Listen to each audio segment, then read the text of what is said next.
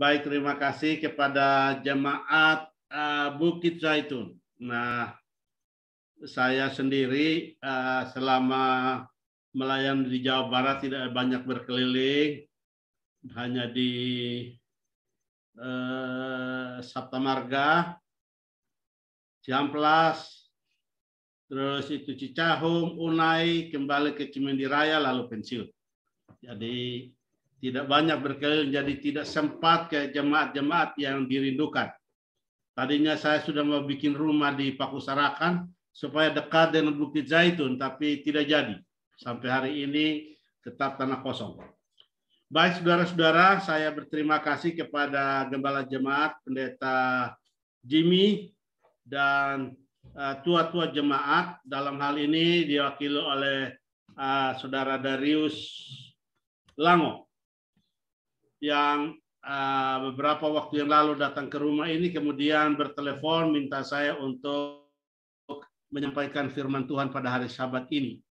Baik saudara-saudara, saat saya diminta, saya bilang bagaimana ini orang pensiunan sudah laskar tak berguna ini. Lalu bilang, tidak. Ya kebetulan saya sama Darius dahulu, kami sama-sama bekerja di Nusa Tenggara. Beliau sebagai penginjil literatur dan saya dipercayakan untuk menolong mereka pada waktu di Nusa Tenggara. Nah, saudara-saudara, secara pribadi saya sendiri di Nusa Tenggara itu hanya 1,5 tahun jadi gembala jemaat. Intern sesudah itu menerima pengurapan hanya 1,5 tahun. Kalau sekarang ini 7 tahun belum tentu diurapi. Ya, jadi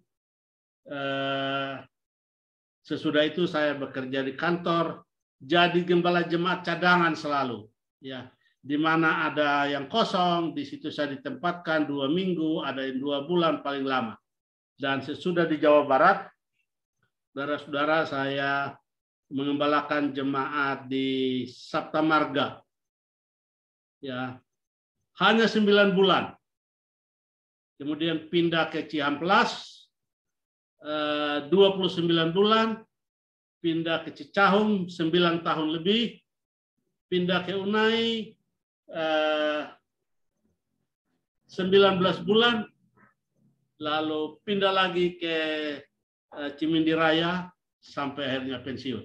Nah, itulah sedikit pengalaman. Jadi saya sangat minim dalam pelayanan pengembalaan karena lebih banyak di kantor pada waktu di Nusa Tenggara.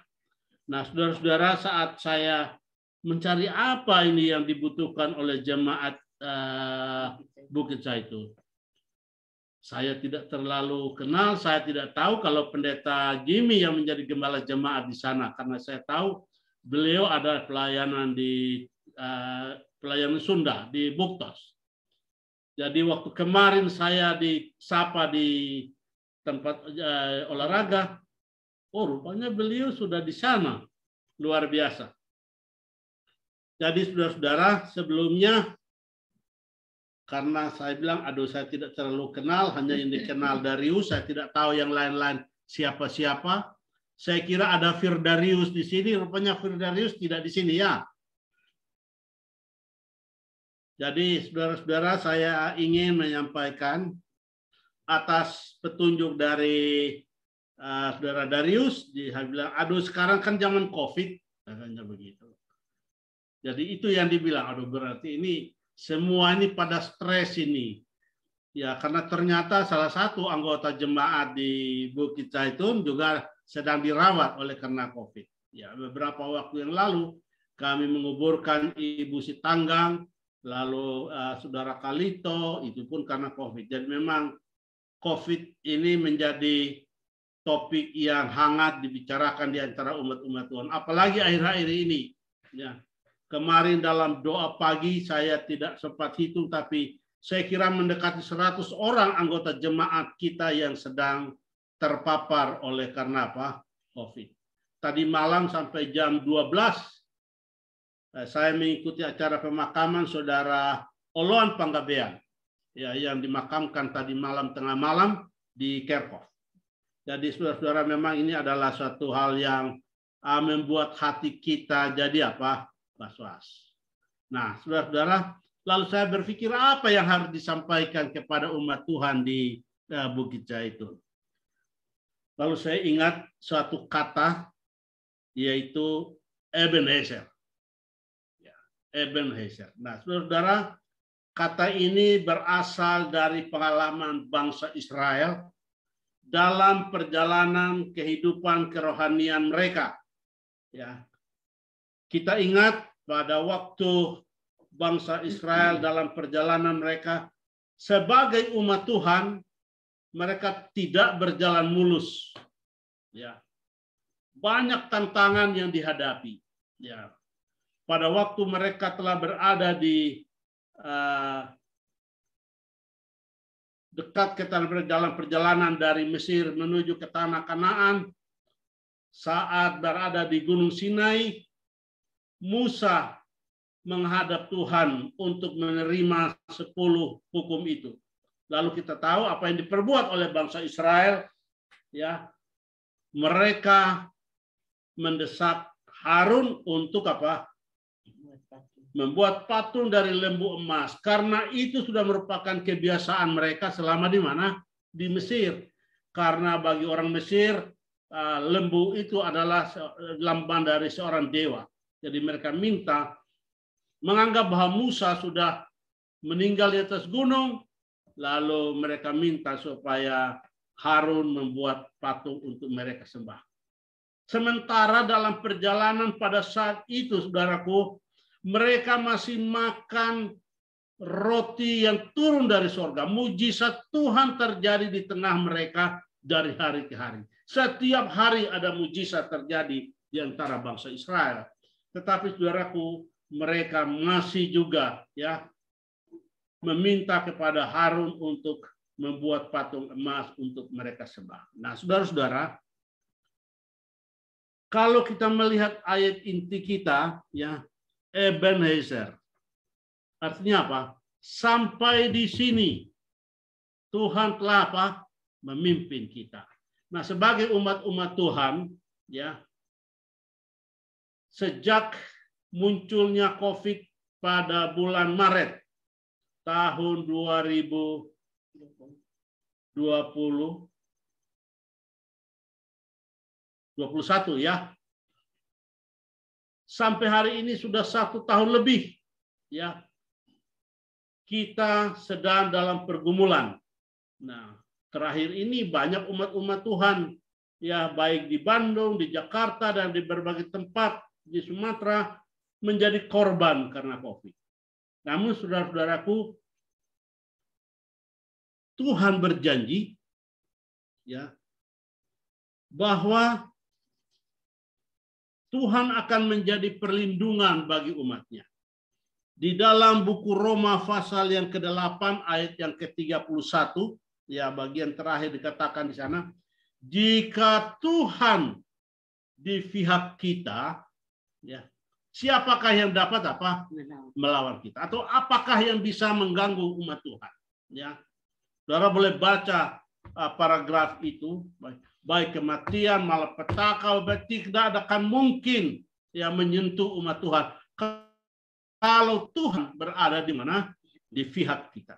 Namun saudara-saudaraku, mengapa atau apa sebenarnya ya pergumulan dan bahkan penderitaan ini menjadi pengalaman kita sekarang ini dan hari ini?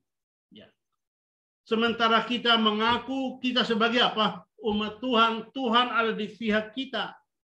Nah, saudara-saudara, di dalam Keluaran pasal yang ke-15, ya, Keluaran pasal 15, mungkin Ibu Lujileo boleh baca, ayat yang ke-26, ya, ada janji Tuhan, suatu jaminan yang diberikan oleh Tuhan kepada umatnya untuk sepanjang masa.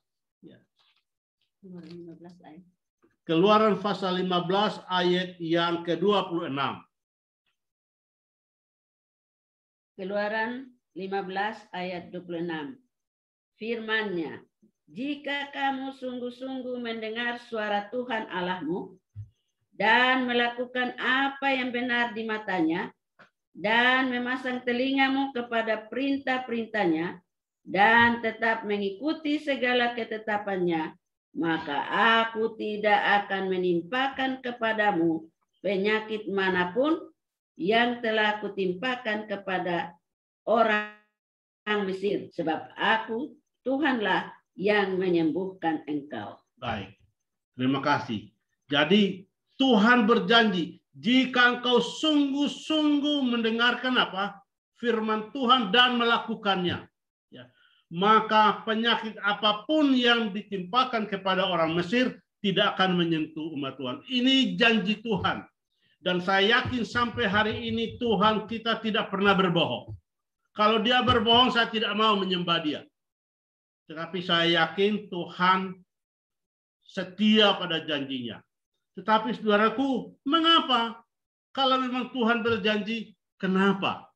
Nah, ada syaratnya di sana. Jikalau kamu apa? Sungguh-sungguh mendengar dan melakukan apa yang Tuhan perintahkan. Nah, saudaraku, jadi kenapa kita menderita? Ya, tadi ada Bapak Teguh yang lagi di rumah sakit. Sekarang saudara Darius ada sakit. Waktu tadi malam dia kasih, tadi pagi dia sampaikan kabar Zoom sudah dikirim. Lalu dia bilang, aduh saya sakit, pegal-pegal. Kenapa? Hari Jumat dia pulang terlambat dari pekerjaan. Kerja sampai sore mungkin. Akhirnya dia kelelahan, akhirnya sakit. Jadi siapa yang salah? Apakah Tuhan tidak menepati janji? Ya.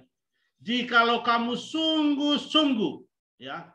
Jadi saudaraku, sekolah sahabat kita mengajarkan kita untuk apa? Menggunakan waktu kita yang cukup untuk apa? Istirahat. Ya. Sabat itu bukan hanya hari ke-7. Sabat itu 24 jam selama 1 minggu, 7 hari. Ya. Harus ada kesempatan untuk apa? Jangan sampai sudah karena mau buru hari Jumat, kerja sampai lupa makan, akhirnya masuk angin, ya sakitlah. Nah, saudara, ini yang terjadi. Ya, karena mau buru pulang. Nah, tadi itu Bapak yang pemimpin sekolah sahabat tadi itu bercerita sama kita bahwa terburu-buru semuanya. Nah, saudara-saudara, Tuhan meminta kita untuk mengatur waktu kita untuk bekerja dan waktu untuk apa? Istirahat. Ya, jadi harus ada waktu untuk kita apa?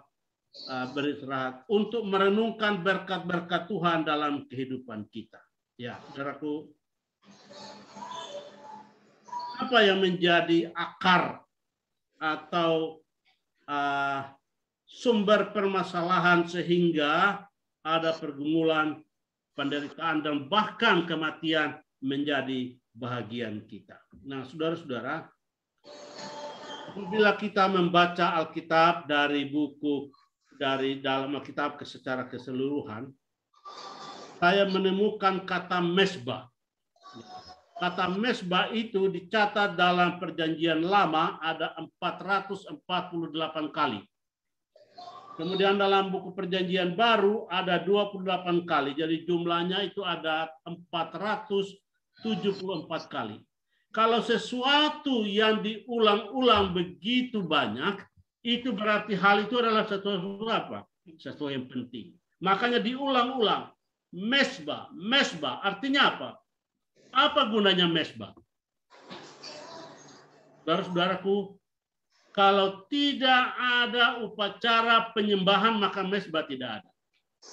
Nah, tadi dalam cerita anak-anak, Ibu Gilo sudah bercerita bahwa Abraham ya sudah pindah dari satu tempat, tiba di tempat yang baru, dia adakan apa? Mesbah. Kita baca dalam Alkitab begitu dengan Adam dan Kain dan Habel bikin mesbah, bikin korban. Nuh keluar dari apa? Dari Bahtera bikin mesbah. Dan kita baca sepanjang sejarah kitab suci ada mesbah yang digunakan oleh manusia, baik untuk penyembahan kepada pencipta, demikian juga kepada apa? Lawan daripada penciptaan atau dewa-dewa yang lain.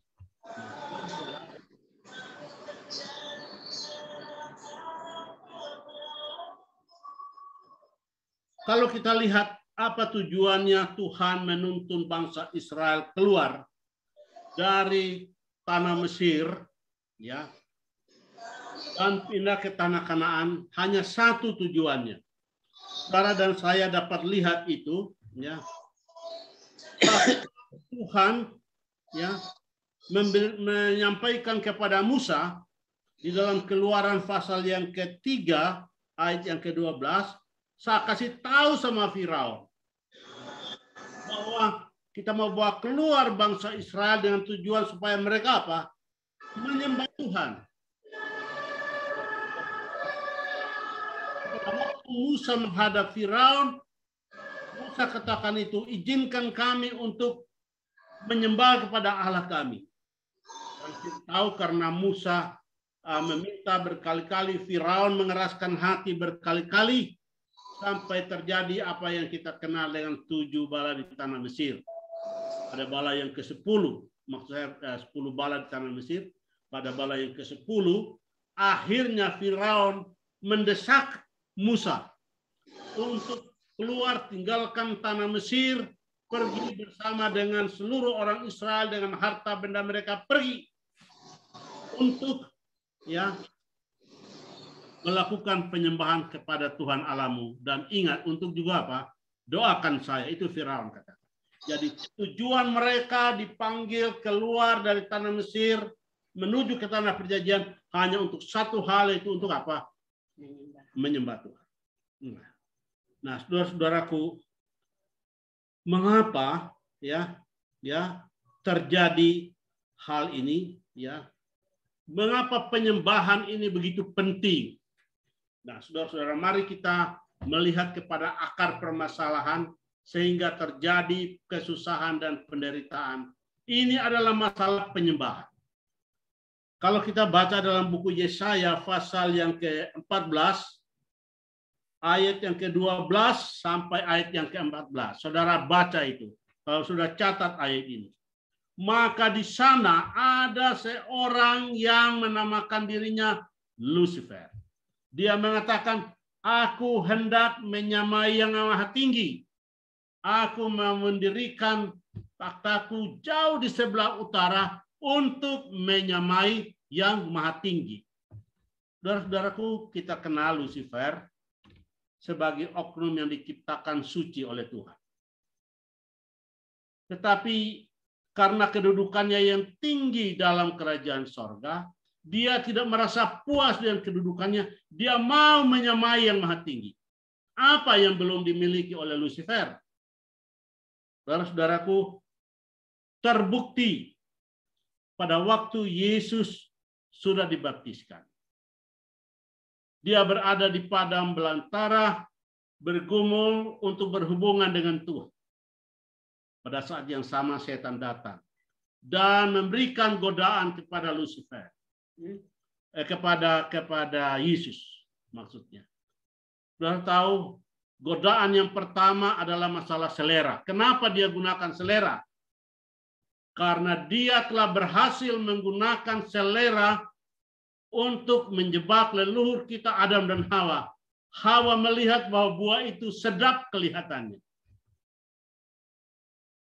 Saudara-saudara, seringkali penderitaan itu pun menjadi bagian kita oleh karena apa? Selera kita yang tidak terkendalikan.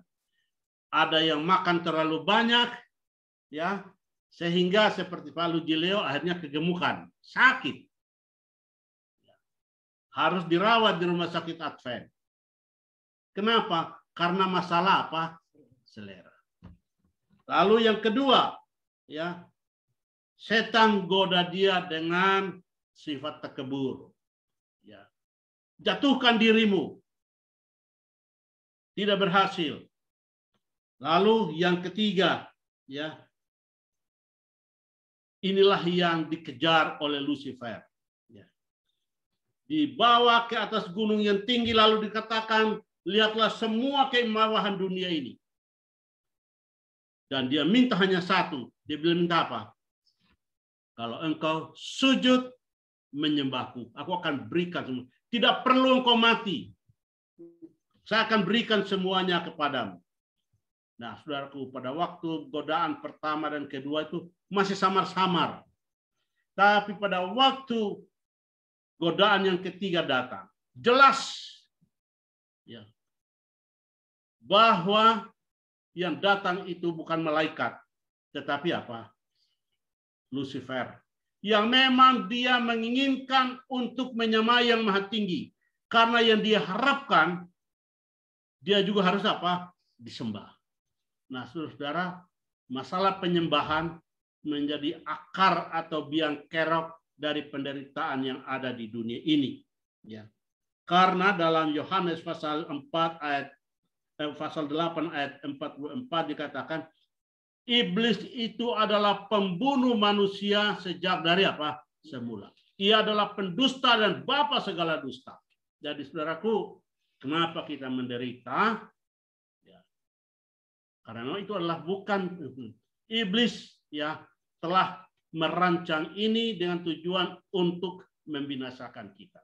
Nah, saudara-saudara, bagaimana dengan kondisi kita sekarang ini? Kalau kita menderita, ya, saudaraku, ada banyak pergumulan yang kita alami sekarang ini.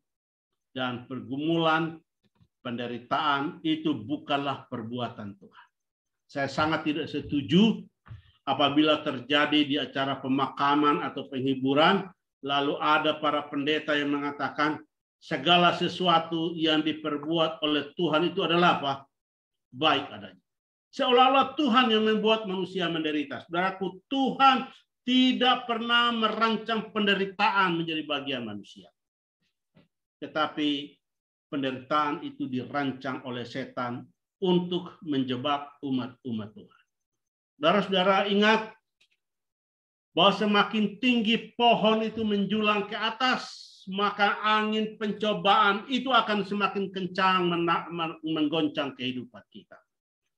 Tetapi harus ingat, apabila angin pencobaan itu datang menerpa kehidupan kita, maka akar pohon itu akan membelit di batu karang di bawah sana, sehingga walaupun dia tergoncang, dia tidak pernah rubuh.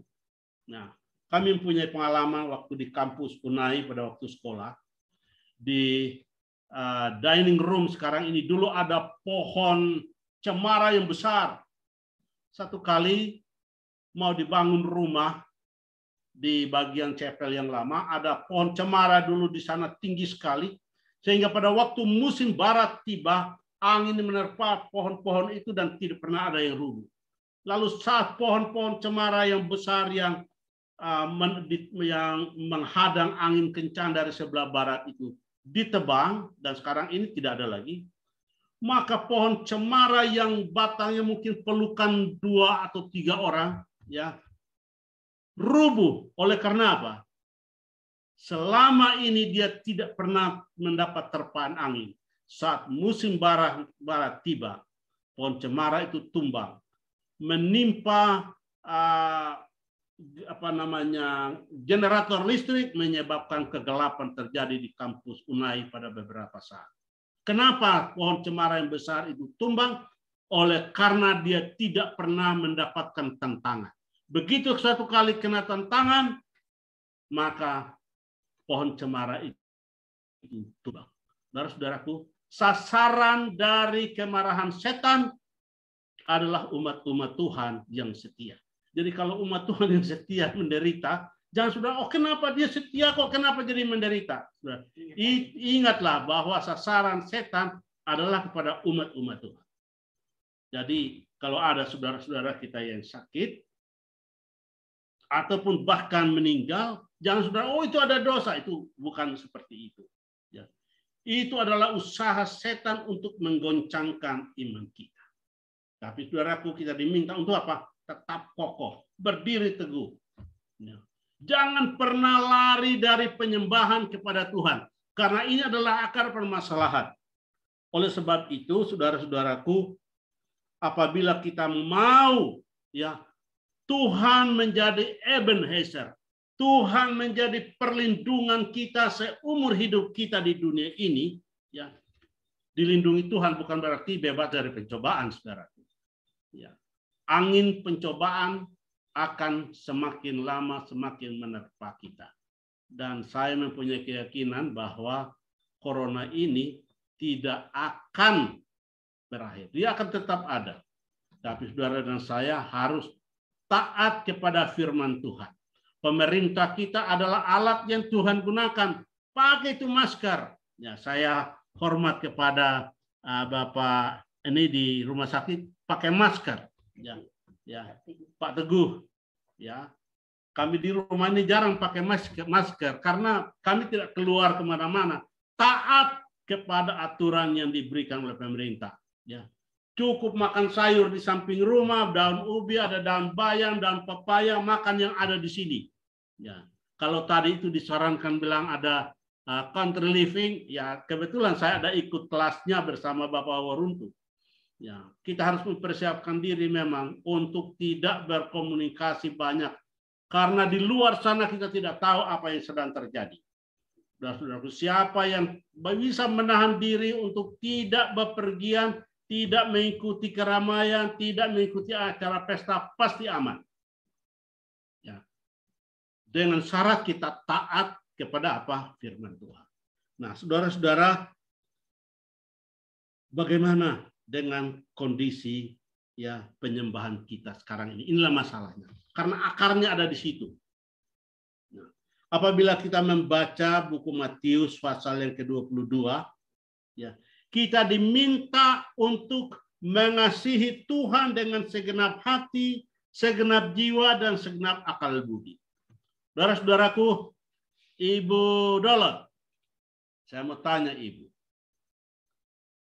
bagaimana Ibu mau menyatakan pernyataan kasih yang dalam kepada Tuhan? Bagaimana caranya? Boleh dijawab, Bu? Menurut apa yang Tuhan perintahkan. Sanggupkah Ibu menurut 10 hukum itu? Tidak sanggup. Tapi kalau begitu menurut tidak menjamin, Bu. Diberikan pertolongan oleh Tuhan. Bagaimana supaya pertolongan itu bisa terjadi? Mari saudaraku, memang inilah orang Advent. Saya pun begitu. Kalau saya sudah menurut, saya akan aman. Tidak mungkin. Ya. Aman atau tidak aman, ya. Daniel dan teman-temannya pada waktu di istana Babylon diancam untuk apa? Dibuang ke dapur api. Ya, Sadrak, Mesak, bukan Daniel, Sadrak, Mesak, Abednego. Mereka mengatakan apa? Hendaklah Tuanku Raja mengetahui bahwa entahkah Allah yang kami sembah melepaskan kami dari perapian itu atau tidak. Hendaklah Tuanku tahu bahwa kami tidak akan apa? Ya, tidak akan apa? Tidak akan pernah menyembah kepada patung yang Tuanku apa? Dirikan itu. Ya. Jadi pernyataan kasih kita kepada Tuhan dinyatakan melalui apa? Penyembahan kita. Itulah yang paling dalam, tidak ada lagi. Kalau berbakti bisa kepada negara, bisa kepada orang tua. Tapi kalau penyembahan itu hanya kepada siapa? Pencipta. Dan itulah yang mau direbut oleh setan. Setan mau mendirikan takutnya jauh di sebelah utara untuk menyamai yang maha tinggi. Dan yang maha tinggi peroleh yang lebih adalah apa? Penyembahan. Saudara dan saya diciptakan, kita ditebus, tujuannya untuk apa? Supaya kita apa? Menyembah Tuhan. Hanya untuk itu. Jadi mengasihi Tuhan dengan segenap hati adalah apa? Melalui penyembahan kita. Mari kita sungguh-sungguh dalam penyembahan kita kepada Tuhan. Kalau sekarang ini, ya, saya punya teman-teman di Cimindi Raya selalu bilang, aduh, kapan kita bisa kumpul lagi? Berbakti di gereja. Tentunya juga di Bukit Zaitun, rindu untuk kumpul bersama-sama di tempat ibadah, kan? Saudara-saudaraku, kenapa Tuhan izinkan ini pandemi ini menjadi bahagian kita? Boleh jadi oleh karena selama masa aman kita hanya berbakti secara formalitas. Buktinya pada waktu dia jalan kaki, ya. Sebelum jam 9 sudah di gereja. Betul tidak, Ibu Dolot? Saya sudah naik mobil, jam 10 baru sampai, tunggu acara khotbah. Saudara datang ke beberapa gereja besar, baik di Bandung, di Jakarta, orang tidak suka sekolah sahabat. Dia hanya suka khotbah, apalagi kalau yang khotbah itu seorang yang jadi favorit. Saudaraku, ini adalah penyembahan yang formalitas. Ya, penyembahan yang formalitas. Kita diminta untuk menyembah Tuhan bukan hari ke-7 saja. Tetapi berapa dibilang pelajaran sekolah sahabat hari ini? 24/7, artinya setiap hari harus menjadi apa? Sabat, hari perhentian. Jangan hanya menyembah Tuhan pada hari Sabat. Sepanjang minggu, sepanjang bulan, sepanjang tahun, seumur hidup, kita harus menyembah Tuhan. Apabila engkau sungguh-sungguh ya, mendengarkan dan melakukan apa yang kuperintahkan kepadamu, aku tidak akan menimpakan kepadamu penyakit manapun. Jadi kesalahannya bukan di pihak Tuhan, di pihak kita. Kita yang tidak taat. Ya, kita hanya mau menyembah Tuhan pada hari Sabat karena gereja Masehi Advent hari ke-7. Kita harus menjadi anggota gereja Masehi Advent 7 hari. Itulah pelajaran sekolah Sabat kita pada hari ini. Pelihara kesucian. Banyak orang mengatakan, oh soal makanan, ya, soal makanan bukan soal keselamatan. Ya, benar atau tidak? Tidak. Ya, benar Ibu. Soal keselamatan bukan soal makanan. Tetapi jangan lupa, kita kehilangan keselamatan yang direncanakan oleh Tuhan. Rencana keselamatan diberikan oleh Tuhan kepada leluhur kita Adam dan Hawa tidak untuk mati. Itulah sebabnya di sana ada apa? Buah hayat untuk hidup kekal, bebas dari semua penderitaan. Tetapi saudaraku, masalah selera. Masalah makanan, masalah selera menyebabkan dosa masuk ke atas dunia ini karena leluhur kita meragukan akan kebenaran firman siapa? Firman Tuhan.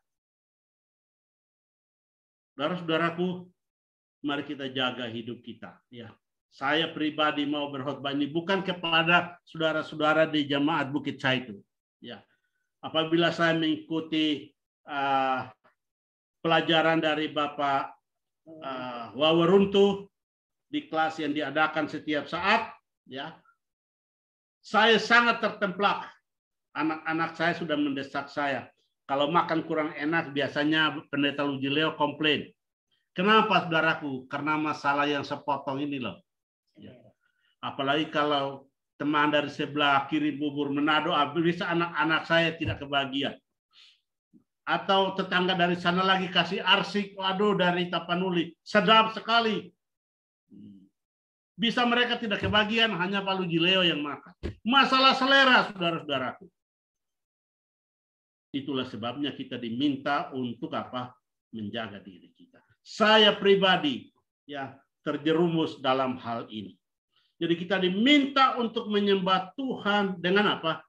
Sungguh-sungguh. Jangan sampai ada sesuatu yang menjadi berhala kita.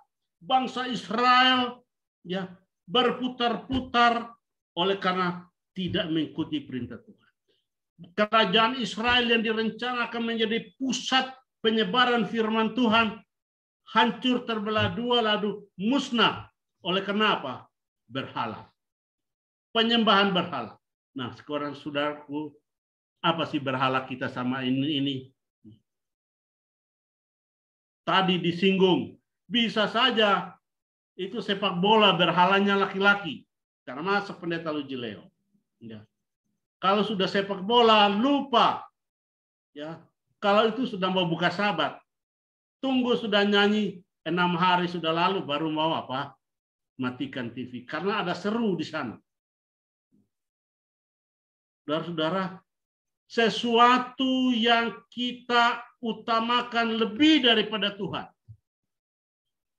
itu adalah berhala modern. Dan setan berikan itu terlalu samar. Seringkali kita tidak sadar kalau kita sudah apa? Melakukan penyembahan berhala. Sesuatu yang kita utamakan lebih dari Tuhan. Entahkah itu kerja, entahkah itu makan, apa saja. Ada saya punya sahabat dulu, ya. Kebetulan ini saya belum menikah di Jakarta. Kalau mamanya tidak beli sepatu baru, dia tidak mau ke gereja. Jadi setiap hari Jumat dia harus dapat sepatu baru. Sepatu bisa jadi berhala. Rambut bisa jadi apa? Berhala. Kalau tidak sempat ke salon, bibir yang harus dikasih merah bisa jadi berhala karena tidak sempat. Baju yang tidak disetrika bisa jadi berhala. Apa saja yang kita utamakan lebih dari Tuhan, dari penyembahan kita kepada Tuhan, itu menjadi berhala kita. Saudara, koreksilah masing-masing di mana berhala kita. Seringkali kita terjebak di sana, sehingga akhirnya Tuhan yang tadinya itu berjanji, aku menyertai kamu. Ebenezer, sampai di sini aku akan menyertai kamu. Kita yang ingkar sama Tuhan. Bukan Tuhan yang ingkar. Saudara-saudara, yang kedua, sementara kita dalam perjalanan hidup di dunia ini, apa yang harus kita buat? Ya, apa yang harus kita buat? Matius pasal yang ke-22, ya. Matius pasal yang ke-22 ayat yang ke-39. Apa yang dikatakan di sana? Dan hukum yang kedua yang sama dengan itu ialah apa? Kasihilah sesamamu manusia seperti dirimu sendiri.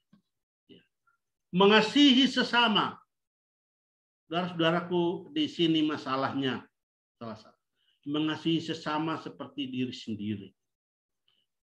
Baru-baru ada angin La Nina di NTT. Dikumpulkanlah baju untuk dikirim ke NTT. Tidak ada satupun, ada 12 jasnya pendeta Lujileo, nggak ada satu yang dikasih karena masih bagus-bagus. Yang dikasih itu saudaraku yang bagaimana? Yang sudah buram, yang sudah tidak dipakai, itu baru disumbangkan. Anak saya di Depok, ya, yang nomor 1, mereka mengumpulkan beberapa kali. Lalu pada waktu mereka melihat, aduh, banyak sekali yang tidak layak. Sekarang ini penuhkan pel di rumahnya. Kenapa? Karena bajunya sudah robek-robek, itu yang dikasih. Rupanya ini orang bersihkan rumah, bukan mau kasih bantuan. Baju yang sudah tidak layak pakai pun dikasih. Padahal Alkitab mengatakan, kasihilah sesamamu manusia seperti apa? Dirimu sendiri. Kasih sesama seperti itu. Artinya kita harus memberikan, kalau saudara baca dalam Yesaya pasal yang ke-58, saudara akan dapati di sana.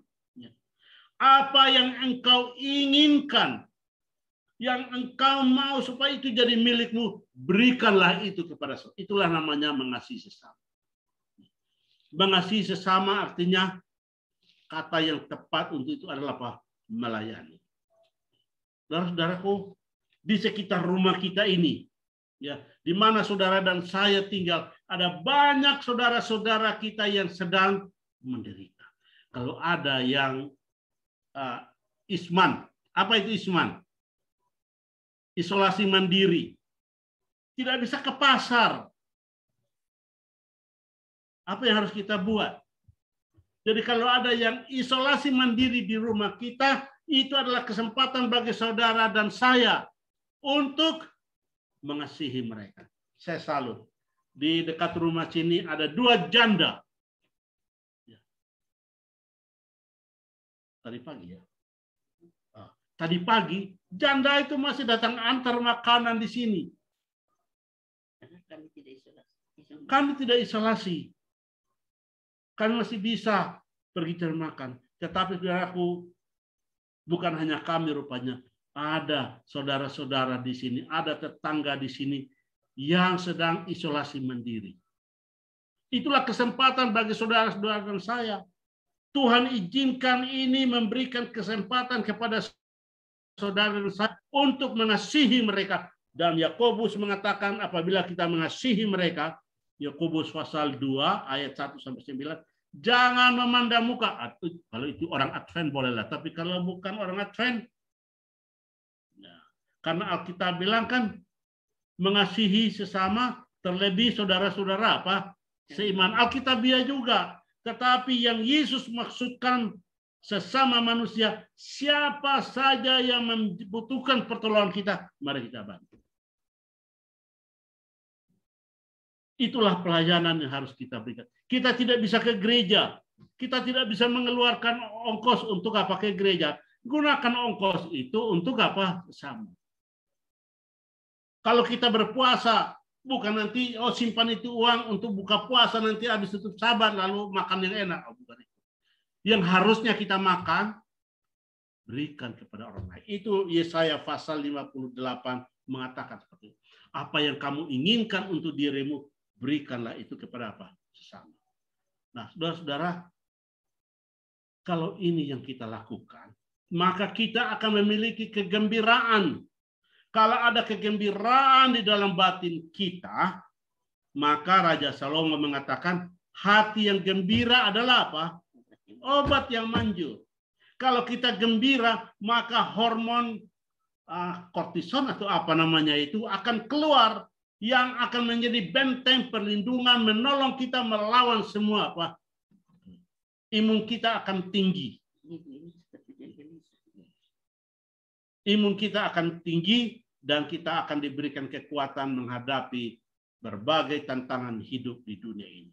Nah, saudara-saudara, saya percaya ya bahwa masing-masing kita ya harus memilih mau menyembah Tuhan, atau mau menyembah yang lain, mau melayani sesama atau melayani diri sendiri. Ya, karena sekarang lagi zaman COVID, saya harus simpan saya punya uang di deposito. Siapa tahu COVID ini berkepanjangan, supaya ada makanan persediaan. Ya. Pak Lujileo sudah makanan persediaan, ada jagung, mungkin ada berapa ratus bulir di atas sana. Kalaupun COVID ini berkepanjangan, setahun saya masih bisa hidup.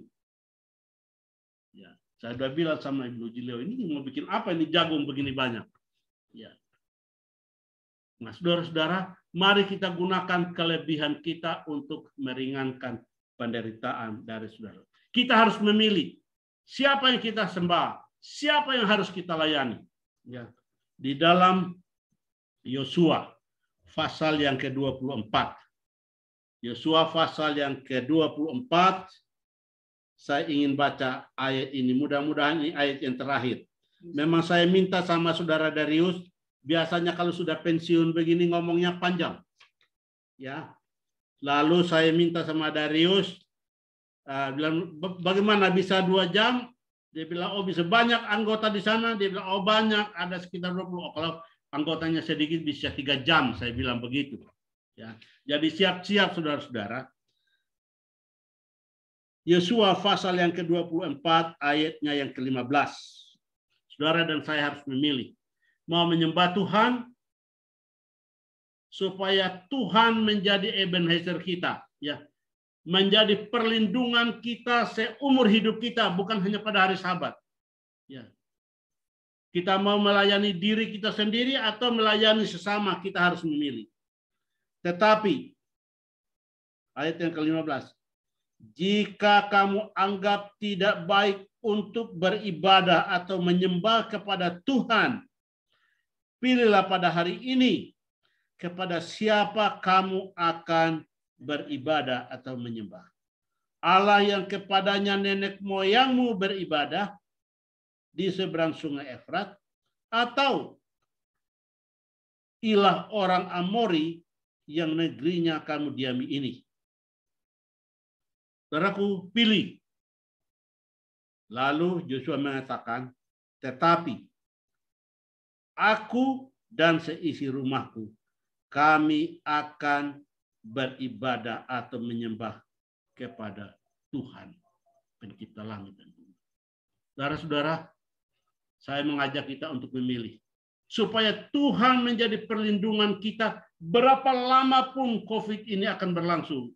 Ya, mari kita sembah Tuhan dan jangan layani diri, mari kita layani sesama seperti kita melayani di sini.